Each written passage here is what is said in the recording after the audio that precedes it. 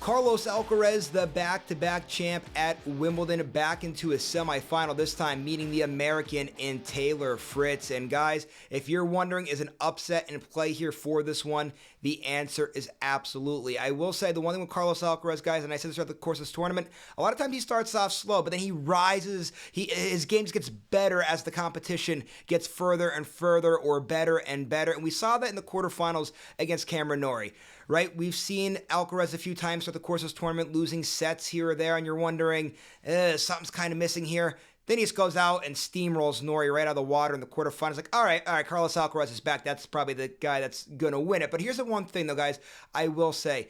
Taylor Fritz has the game to beat Carlos Alcaraz.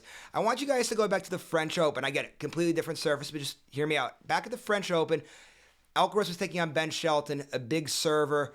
And what was Shelton able to do? Give Alcaraz a little bit of problems. He beat him in a set. I believe there's another tiebreaker in there throughout the course of that matchup. But that was a close 4-set matchup there.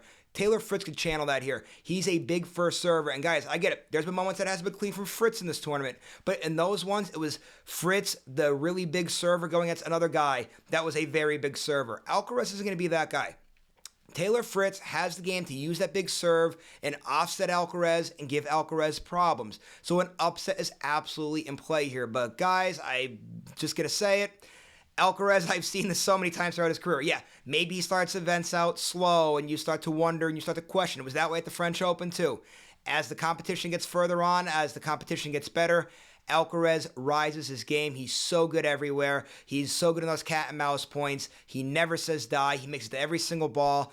Alcaraz, too hard to bet against. We've seen him win this event the last 2 years. So I'm going with Carlos Alcaraz to get the win and advance to a third straight Wimbledon final. But again, guys, don't be surprised if there's an upset here. Fritz does have the game. This is going to be a great semifinal at Wimbledon. I can't wait to see how it all plays itself out at this year's Wimbledon semis.